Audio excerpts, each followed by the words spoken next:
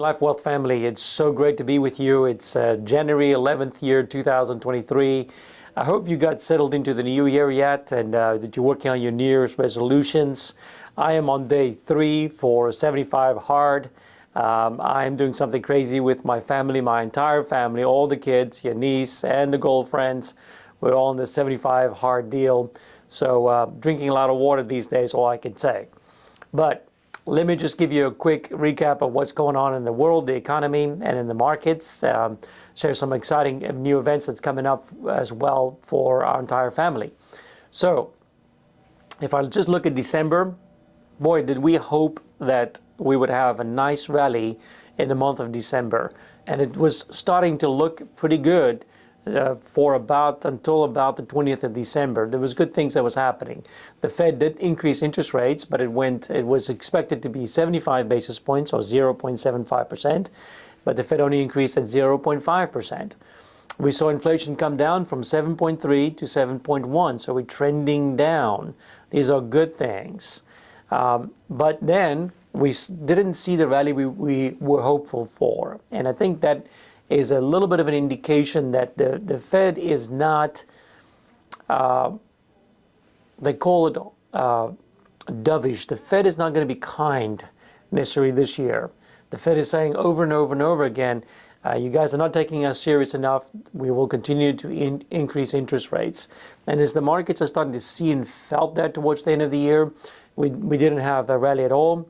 We had pretty much a flattening as well as coming down during that period of time. So we ended the year about minus 19, minus 20% on the S&P 500.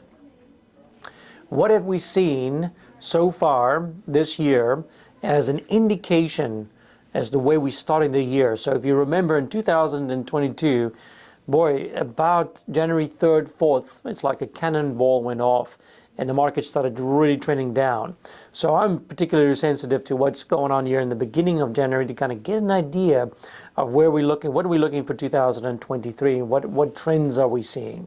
So there was a very important number that came out on Friday of last week. It was an ISM Manufacturing Index. It's really an index that shows the level of manufacturing that's going on in the United States. Anything above 50 and up is basically a positive number, and it's basically saying, hey, we're still manufacturing. The economic engines in the United States are continuing to grow, and the economy is not slowing down, which is a good sign. Anything below 50 is when we are in a contraction mindset, where we're not producing as much that will give us really growth. And so on Friday, the number came out below 50. And that was a strong indicator that, yes, indeed, we do expect a recession to take place this year. And I think if you look at this expectation of recession, it's pretty grounded. I would say that the majority of economists are talking about a recession this year. The majority of market analysts are talking about a recession this year. So the recession is most probably going to play out. We expect markets to be very turbulent, actually negative, for the first 6 months, possibly 9 months, possibly the entire year. Expectations for the market this year, the most positive I've heard anybody say is possibly plus 15. The general consensus is between minus 15 and 0. I know this is not the news that you're looking for. I know you're looking for relief in your accounts. But we are facing a strong recession. A lot of it has a lot to do with the Fed's decision on how much they're going to increase interest rates going forward. You'll see in the news talking a lot about unemployment numbers, and is the economy slowing down or not? A big part to look at too is two other factors: is earnings, the earnings reports. So the companies are producing their earnings results as the end of the last quarter and started to come out this week. But we'll keep a strong eye on earnings. So I'm going to encourage you and just say to you that we're all in this together. It's most probably going to be not a nice or good picture for the first 6 months. Pretty sure about that. That might go on to 9 months, it might go on to a year. Or if we're able to make this inflation rate come down without really slowing the economy down to the extent that there's a huge amount of unemployment that's happening. We might be possibly coming out towards the end of the year on the stock markets. So what are we doing about this? So our investment committee meeting met on Tuesday. We had a really, really good meeting, and I'm excited to announce to you that we will be hosting our State of the Market event next week. I believe, Susan, it is on Tuesday. So Tuesday evening. So if there's still invitations, if you have not responded, feel free to respond.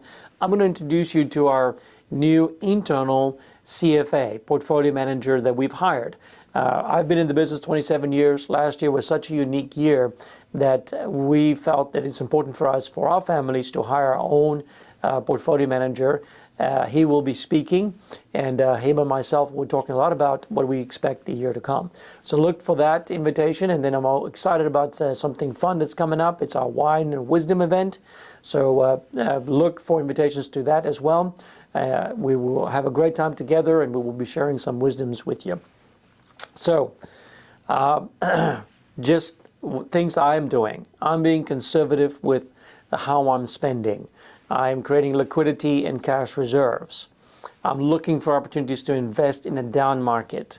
These are some key ideas and concepts that I would say to you will continue to go on the entire year. So I hope for you and your family a tremendous 2023. Life is more than your accounts and the stock market and the economy, right? So focus on those other areas of life that just brings you more joy. Have a great rest of 2023. We'd love to see you. We are here for you. We're going to keep you informed. Have a great rest of the day.